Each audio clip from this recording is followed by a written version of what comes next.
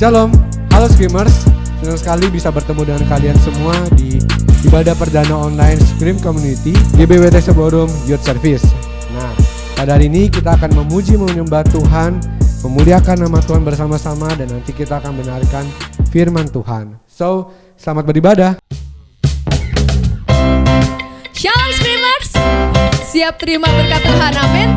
Kita mau sama-sama puji nama Tuhan. Kita bilang, kami yang telah ditebus.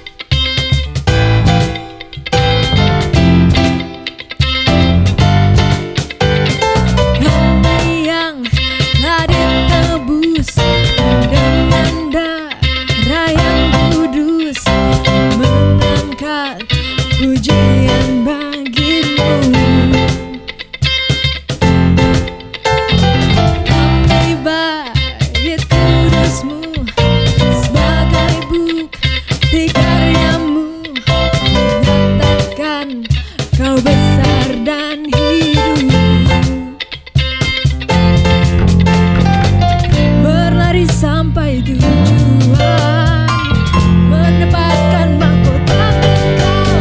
Kami terima kuasa-Mu Tuhan, kami terima kemenangan yang Kau sediakan. Untuk kami bawa di setiap langkah. Oh, dimanapun kami berdiri, kemanapun kami kan pergi, di situ pasti mujizat-Mu terjadi.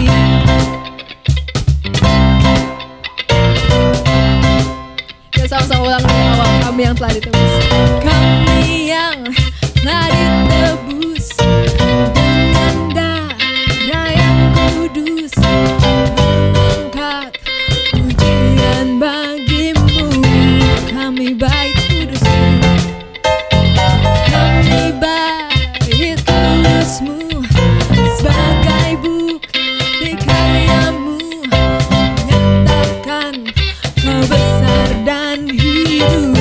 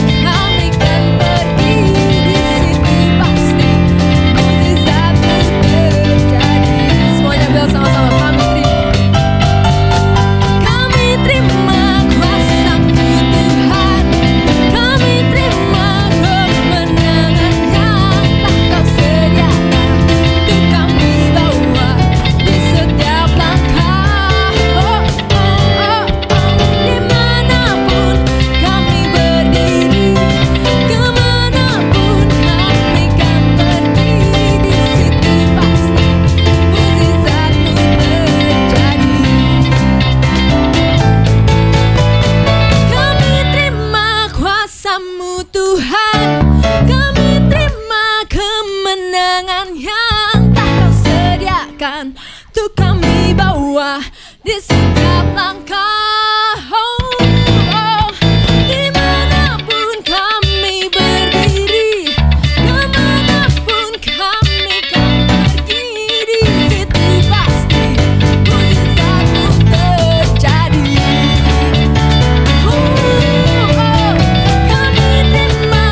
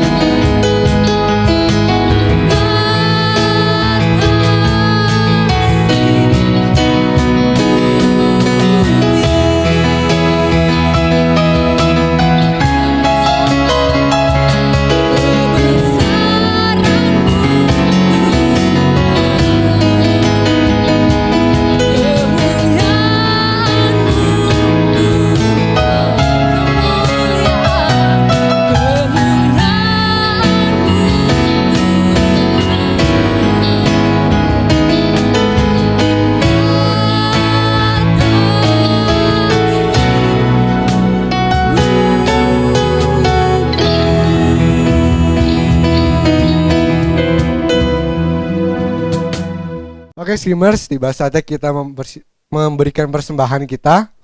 Buat teman-teman yang mau memberikan persembahannya, kalian bisa aja langsung scan QR barcode yang ada di layar kalian, atau enggak kalian bisa transfer ke rekening yang ada di layar kalian juga.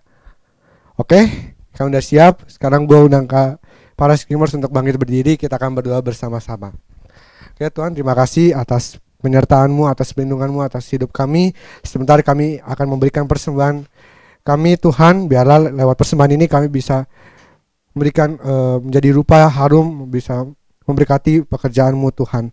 Terima kasih, hanya dalam nama-Mu kami berdoa, haleluya, amin.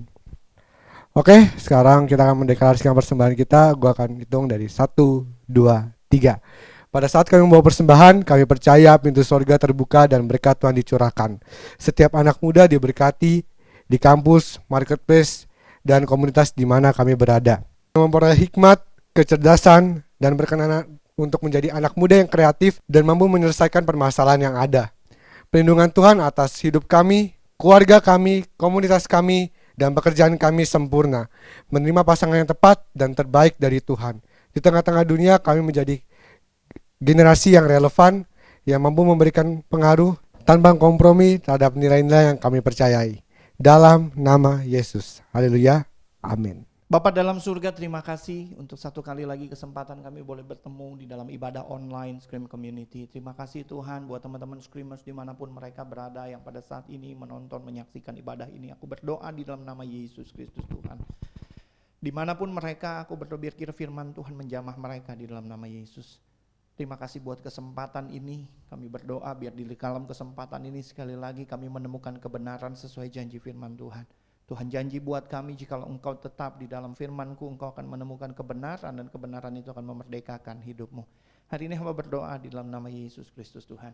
Apapun juga yang sedang kami alami tidak akan menghalangi kami daripada menerima kebenaran firman-Mu. Hamba berdoa pakai hamba Tuhan, urapi hamba, kuduskan, layakkan hamba menjadi alat dalam tangan Tuhan untuk menyampaikan isi hati Tuhan sendiri. Sungguh engkau menjamah, mengurapi bibir lidah hamba-Mu ini, biar kiranya apa yang keluar dari bibir lidah hamba sungguh-sungguh datang daripadamu. Di dalam nama Tuhan Yesus Kristus, engkau juga memberkati teman-teman Screamers dimanapun mereka berada. Hamba berdoa, biar lewat pelayanan ini Tuhan, engkau memberkati teman-teman yang saat ini sedang ada dalam keadaan sulit, ada dalam pergumulan, ada dalam jalan buntu. Tuhan yang berikan jalan keluar lewat kebenaran firman-Mu. Kami rindu firman Tuhan, tuntun kami berjalan di dalam jalan-jalan Allah yang Allah tetapkan buat hidup kami. Terima kasih Tuhan, kami siapkan hati mau mendengarkan firman-Mu. Berfirmanlah sebab kami siap mendengarkannya. Di dalam nama Yesus Kristus Tuhan kami yang hidup, kami berdoa mengucap syukur. Haleluya, amin. Amin. Thank you teman-teman Screamer, shalom. Sekali lagi kakak menyapa kalian teman-teman ada dimanapun ya. Kakak senang sekali lagi kita boleh sama-sama belajar di dalam kebenaran firman Tuhan pada hari ini. Dan hari ini kita masih ada di transisi untuk masuk kepada materi serial Tanah Hati atau Heart Transformation ya, judul besarnya. Nah, kita masih perlu mengerti kenapa begini dan kenapa begitunya. Hari ini kakak akan mengalaskan kebenaran itu dengan kebenaran yang lain yang akan menjadi dasar kita. Kenapa kita perlu betul-betul membereskan tanah hati itu? Pertama, kenapa sih Kak? Karena intinya ada di hati kita. Nah, karena intinya itu ada di hati kita, maka pemahaman yang benar tentang hati kita itu kita mesti ngerti, kita mesti tahu. Ya, kalau teman-teman sama-sama buka sama kakak di Injil Matius, pasalnya yang ke-13 ya. Ini yang kita udah baca waktu itu ya. Di sini diceritakan tentang perumpamaan seorang penabur. Pada suatu hari keluarlah seorang penabur, dia membawa benihnya. Lalu di dalam perumpamaan ini diceritakan ada benih yang jatuh, ada benih yang ditabur. Jatuh bicara tidak sengaja, ditabur bicara suatu niat. Oke. Jadi hasilnya akan beda dengan yang nggak sengaja dengan yang diniatin. Beda hasil antara yang disengaja dengan yang tidak sengaja, diniatin dengan yang tidak diniatin. Itu dulu tuh pertama nih. Di sini kita udah bahas jelas. Lalu ada bicara tentang tempat. Ya, tempatnya itu ada tanah. Tanah itu ada macam-macam. Ada yang memang tanah itu untuk menjadi tempat ditanami, ada yang tanah bukan tempat untuk ditanami. Ada tanah pinggir jalan, ada tanah semak duri, tanah berbatu-batu dan sebagainya gitu ya. Ada tanah yang subur. Nah, yang jadi persoalan kemudian kita harus mengidentifikasi apa itu tanah, apa itu benih. Kemudian di ayat yang 10 dan seterusnya, Tuhan Yesus menjelaskan bahwa benih yang dimaksud itu adalah firman Allah. Kalau benih itu firman, maka tanah harusnya tinggal di mana firman itu?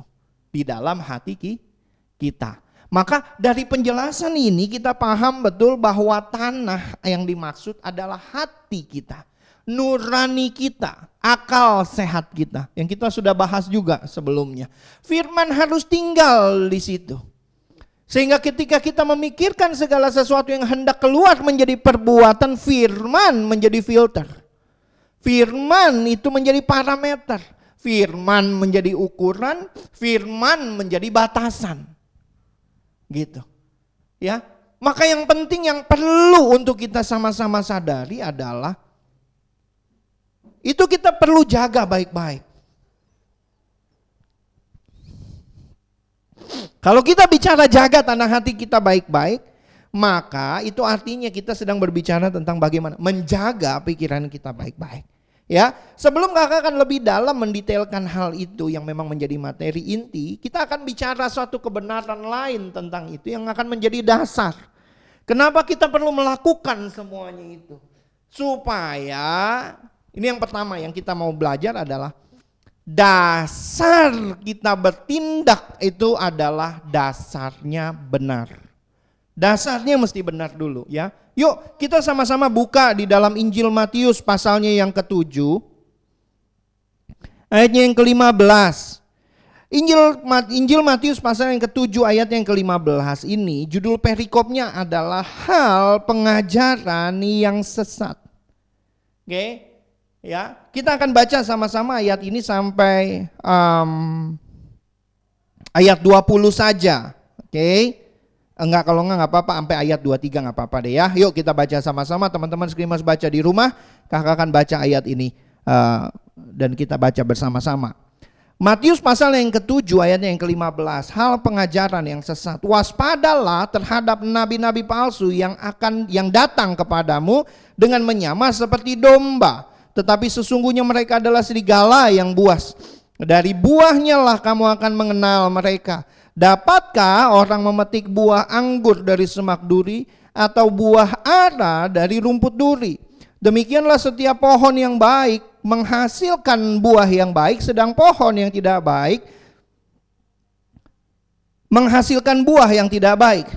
Tidak mungkin pohon yang baik itu menghasilkan buah yang tidak baik, ataupun pohon yang tidak baik itu menghasilkan buah yang baik. Dan setiap pohon yang tidak menghasilkan buah yang baik pasti ditebang dan dibuang ke dalam api. Jadi dari buahnya lah kamu akan mengenal mereka. Bukan setiap orang yang berseru kepadaku Tuhan, Tuhan. Sebelum itu kamu baca, kamu kasih sedikit penekanan. Teman-teman lihat ya. Jadi dari buahnya lah kamu akan mengenal mereka, titik. Ya. Kemudian dilanjutkan, bukan setiap orang yang berseru kepadaku Tuhan, Tuhan akan masuk ke dalam kerajaan sorga, melainkan dia yang melakukan kehendak Bapa-Ku yang di sorga. Pada hari terakhir banyak orang akan berseru kepadaku, Tuhan, Tuhan, bukankah kami bernubuat demi nama-Mu, mengusir setan demi nama-Mu, dan mengadakan banyak mujizat demi nama-Mu juga? Pada waktu itulah aku akan berterus terang kepada mereka dan berkata, aku tidak pernah mengenal kamu. Enyahlah daripadaku kamu sekalian pembuat kejahatan. Teman-teman perlu tandai ayat dari mulai ayat 15 ke ayat 20 itu diakhiri dengan titik. Ya, ayat 21 sampai 2, kemudian dilanjutkan dengan ayat 21 sampai 23. Yang mana artinya gini loh, teman-teman perlu ngerti, hati-hati loh, jangan sesat ya. Intinya gitu, gimana, kenapa? Karena akan datang kepadamu nabi-nabi palsu yang menyesatkan kamu dengan berbagai-bagai pengajaran. Mereka menyamar seperti domba. Domba itu artinya mereka menyamar seolah-olah sepertinya salah satu dari antara kita. Salah satu dari antara hamba-hamba Tuhan menyampaikan kebenaran itu, tetapi sesungguhnya mereka serigala yang buas, artinya mereka mau caplok kamu. Mereka mau tarik kamu kepada pemahaman yang mereka yakini yang sebenarnya berseberangan dengan apa yang Alkitab yakini. Hati-hati. Terus bagaimana Kak ngenalinnya? Alkitab tulis dari Kak.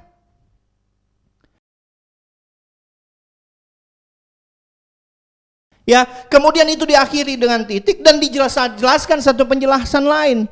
Satu penjelasan lainnya itu apa? Dengar loh, bukan orang yang berseru kepadaku Tuhan yang akan masuk ke dalam kerajaan sorga. Itu penjelasan berikutnya. Jangan sesat loh. Ya, jadi artinya apa sih yang Alkitab mau ngomong, yang firman Tuhan ini mau ngomong? Bukan asal orang ya datang ikut jadi umatnya Yesus, kemudian berseru kepada Tuhan Yesus, Tuhan, Tuhan ini aku hambamu, itu yang akan masuk ke dalam kerajaan surga. Bukan itu. Tetapi apa? Tetapi mereka yang melakukan kehendak Bapa yang di sorga. Nah ini jadi penting. Ya, teman-teman perlu mengerti bahwa dasar kita adalah melakukan kehendak Bapa di sorga. Apabila itu kamu menginginkan surga menjadi bagianmu. Melakukan kehendak Bapa. Jangan sesat. Bukan sekedar teriak Tuhan, Tuhan kepada Bapa di sorga, kepada Tuhan Yesus. Bukan. Tetapi mereka perlu melakukan kehendak Bapa yang di sorga. Ini hal yang pertama yang kita mesti mengerti sehingga kita nggak tersesat. Ya, yang kedua yang kita perlu mengerti adalah dari buahnya lah kamu akan mengenal mereka.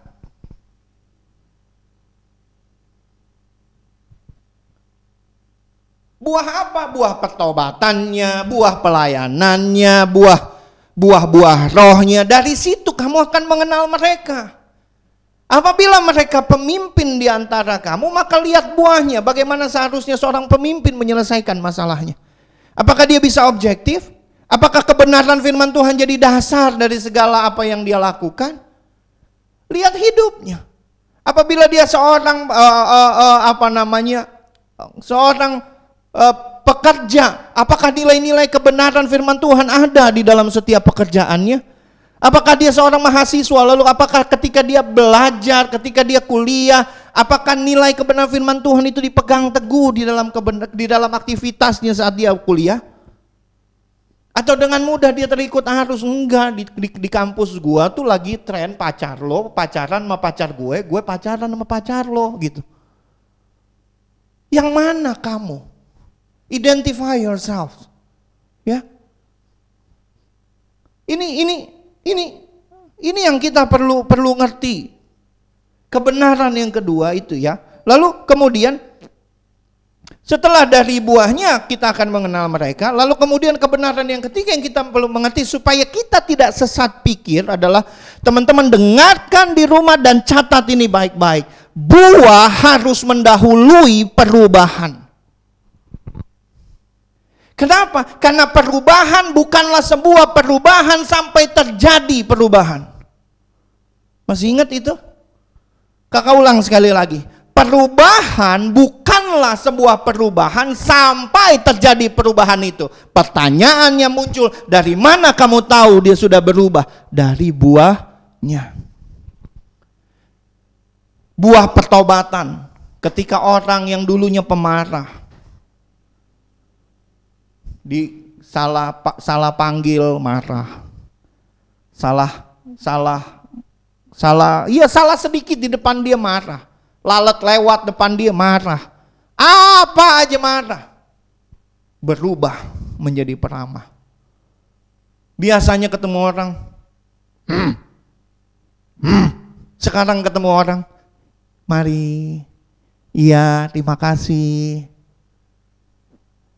Dulu nggak tahu bilang terima kasih. Bilang sih Kak makasih kalau dikasih atau dibantuin. Tapi ngomong gini, kasih. Sekarang berubah jadi peramah. Buah pertobatannya nyata. Ya.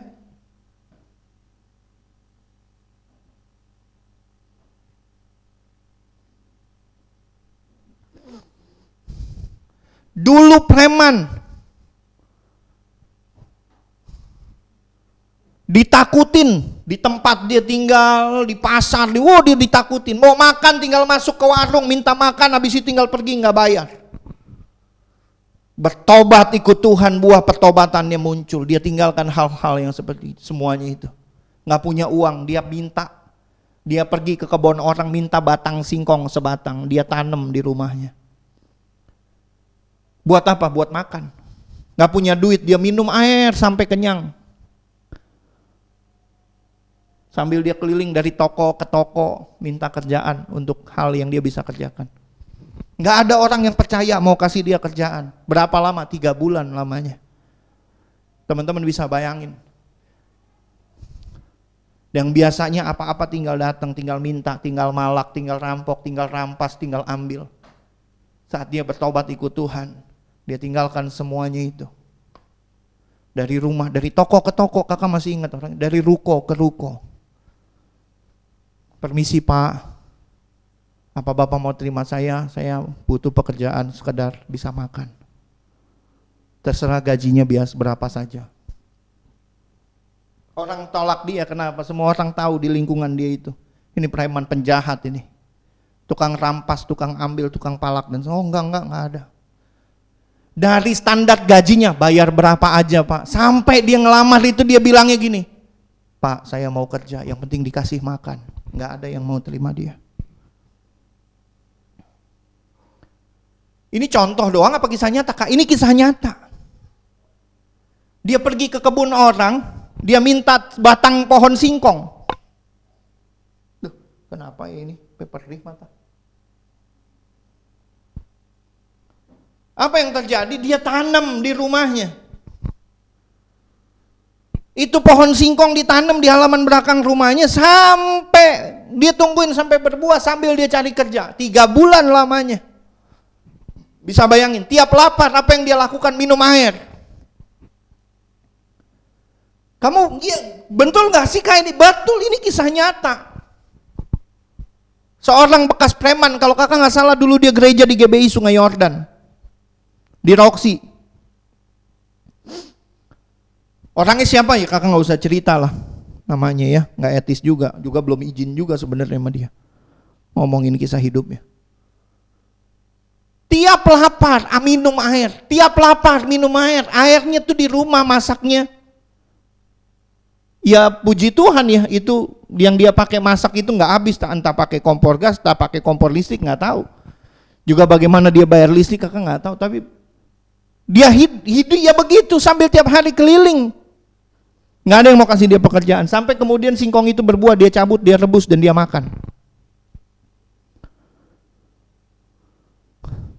Dan pekerjaan yang pertama yang dia dapatkan adalah disuruh nganter aqua. Bayangin. Itu buah pertobatan. Ya. Sehingga kita bilang orang-orang itu sudah berubah kalau kamu lihat buahnya.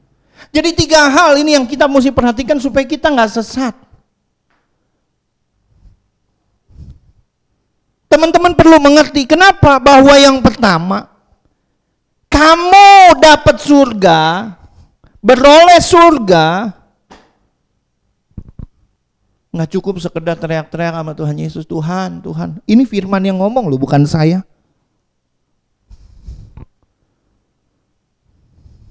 Nggak cukup.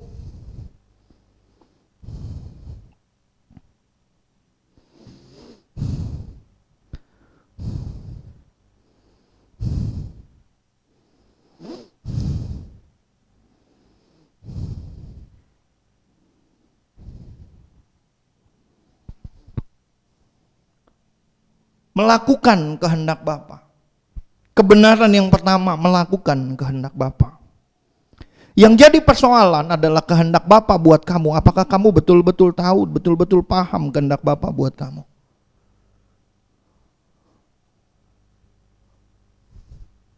Apa menurut kamu? Apa profesimu hari ini? Kamu kuliah? Kamu sekolah? Kamu bekerja? Apa kehendak Bapa buat kamu? Hah? Yang jelas, yang pertama firman Tuhan bilang, Kolose 3 ayat 23 bilang apa? Dan apapun juga Yang kamu perbuatlah itu seperti untuk Tuhan dan bukan untuk manusia.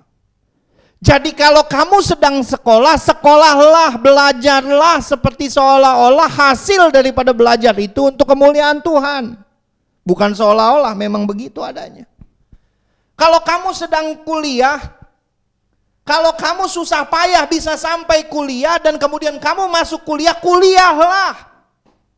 Supaya apa? Supaya hasil daripada apa yang kamu lakukan jerih payahmu kuliah itu memuliakan nama Tuhan.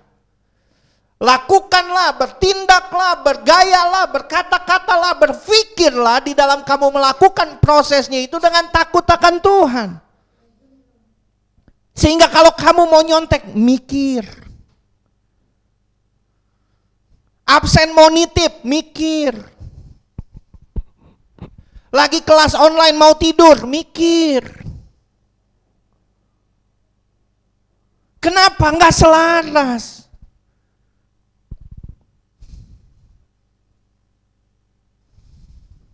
Kenapa Tuhan jadi ukuran? Lakukanlah seperti untuk Tuhan, bukan untuk manusia. Kenapa? Artinya karena kita kalau lakukan buat diri kita sendiri, kadang-kadang kita kan cuma semangat kalau yang mendatangkan sesuatu untuk diri kita, entah itu kebahagiaan, entah itu kesukaan, entah itu uang dan segala sesuatu. Kalau buat diri kita aja kita lakukan itu all out dengan segala macam yang kita bisa, apakah lagi buat Tuhan yang menciptakan hidup kita? Yang kedua, teman-teman perlu mengerti bahwa berbuah tidak menunggu kamu berubah, tetapi buah itu adalah penanda sebuah perubahan. Amin. Tadi kakak udah jelasin bagaimana perubahan itu harus ada.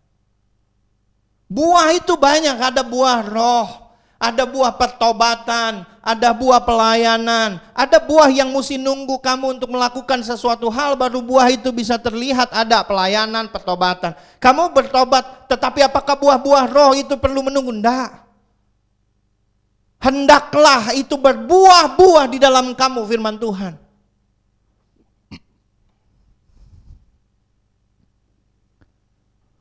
Ya, hari ini kakak berdoa semoga kamu mendengar ini, kamu yang salah tuh dibalikan paradigmanya.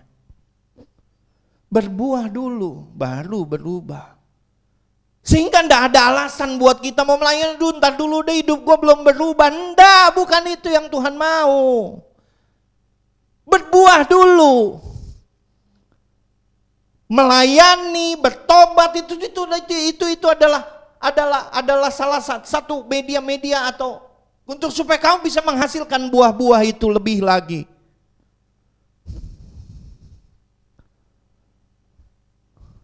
Amin.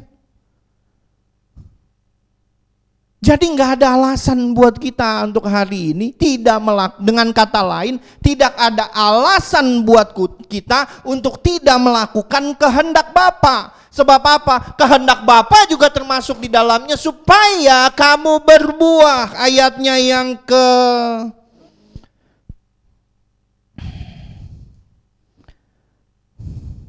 19. Dan setiap pohon yang tidak menghasilkan buah yang baik pasti ditebang dan dibuang ke dalam api.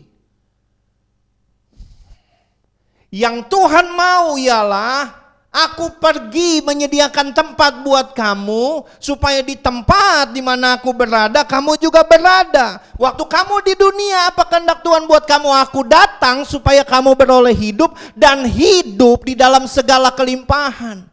Jadi Tuhan ada gak punya kehendak waktu kamu di bumi sampai nanti kamu di surga? Ada.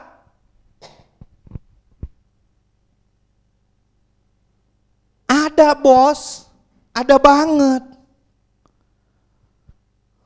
Gitu loh. Ya. Lalu yang ketiga, supaya kamu gak sesat pikir, hey, dengerin baik-baik, perhatikan baik-baik kepada siapa kamu datang. Kepada siapa kamu bertanya mengenai apa? Mengenai persoalan-persoalan rohani, mengenai persoalan-persoalanmu pribadi, mengenai masalah-masalahmu, mengenai hambatan-hambatan. Kepada siapa kamu datang? Supaya jangan kamu disesatkan oleh nasihat-nasihat yang tidak berdasar kepada firman Tuhan. Ini 3 kebenaran yang kakak mau bagi hari ini supaya kita mengerti betul. Jangan sampai kita disesatkan. Yang jadi persoalan 3-3-nya ini harus tertanam di mana? Di sini nih. Di dalam pikiran, di dalam hatimu. Sehingga kamu jangan kaget kalau kadang-kadang kamu ibadah ya WL suka ngomong, mari kita siapkan hati kita. Kita datang kepada Tuhan. Artinya mari pikiranmu mbok jangan mikir kemana-mana. Konsen, fokus, kita mau mulai ibadah. Pikiran yang suka menerawang, tangkap dulu, balikin. Ayo fokus, ingat kebaikan Tuhan, bersyukur buat itu. Itu maksudnya siapkan hati. Bukan lalu berdiri sikap sempurna, bukan itu. Kamu bebas mengekspresikan rasa hausmu, rasa rindumu, rasa laparmu akan kebenaran firman Tuhan. Tetapi inimu tetap mesti disetting. Gimana cara nyetingmu? Pikiranmu tidak boleh menolak kebenaran itu. Pikiranmu harus tunduk kepada kebenaran itu. Ya, pikiranmu kamu harus jaga supaya apa? Jangan ngelihat WL gila, WL yang gendut banget kayak bola. Gila nih WL kurus banget kayak gitar. Atau gila bener nih WL lebar banget kayak sound system. Enggak. Sehingga pikirannya tuh nggak yang aneh-aneh gitu loh, nggak yang aduh. Itu semua 3 kebenaran itu terletak di pikiran, maka pikiran itulah yang harus jadi dasar kita beresin. Kakak berdoa semoga kebenaran ini menolong kita semua untuk menghidupi firman dan kebenaran Tuhan lebih baik. Hatimu sumber segala-galanya. Ya. Yuk kita buka sama-sama satu ayat lagi untuk menutup firman pada sore hari malam hari ini. Kitab Amsal pasalnya yang keempat.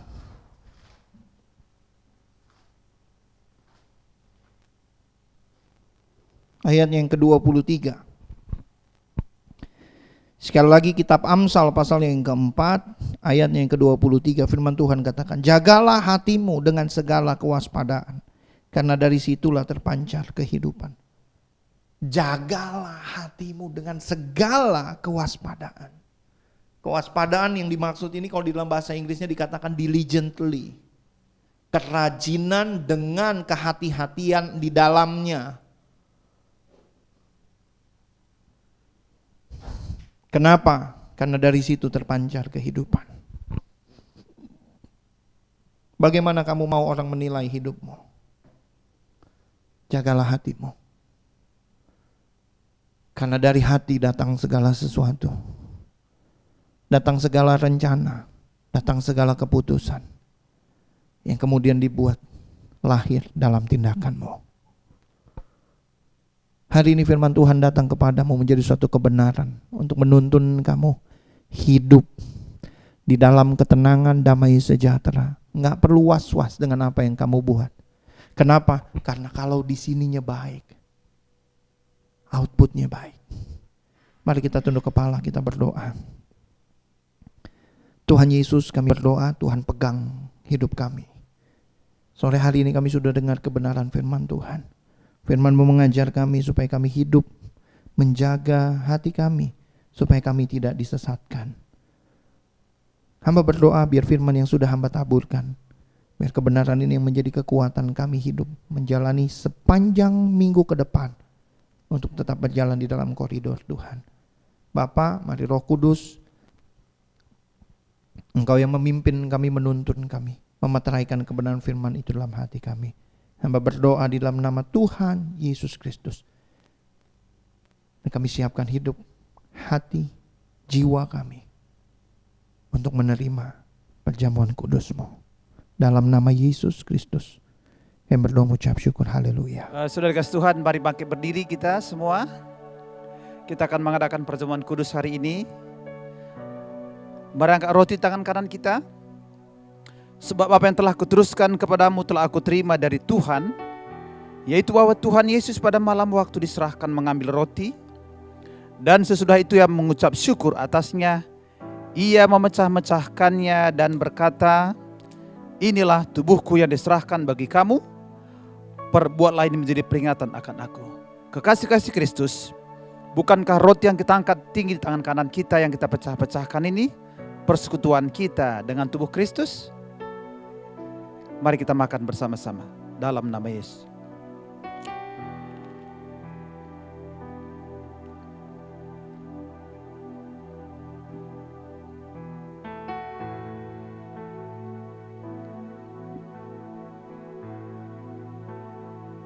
Mari kita angkat cawan di tangan kanan kita. Demikian juga ia mengambil cawan sesudah makan lalu berkata, cawan ini adalah perjanjian baru yang dimeteraikan oleh darahku. Perbuatlah ini setiap kali kamu meminumnya menjadi peringatan akan aku. Kekasih-kekasih Kristus, bukankah cawan yang kita angkat tinggi tangan kanan kita yang atasnya kita mengucap syukur persekutuan kita dengan darah Yesus? Mari kita minum sama-sama dalam nama Yesus.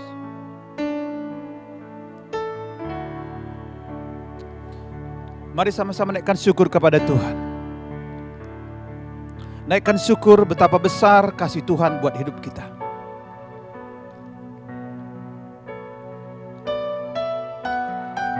Dia telah mati bagi kita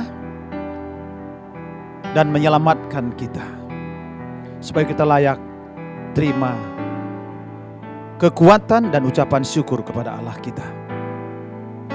Amin. Saudara kasih Tuhan, mari bangkit berdiri bersama-sama. Angkat dua tanganmu. Ya, pulang dan terimalah anugerah, terimalah rahmat. Tuhan memberkati engkau dan melindungi engkau. Tuhan menyinari engkau dengan wajahnya, memberi engkau kasih karunia. Tuhan menghadapkan wajahnya kepadamu dan memberi engkau damai sejahtera. Biar segala berkat yang terbaik dari Allah Bapa di sorga, berkat terbaik dari Tuhan Yesus Kristus, berkat terbaik dari Allah Kudus menyertai kita mulai hari ini bahkan sampai selama-lamanya. Kita yang percaya diberkati Tuhan katakan sama-sama, amin.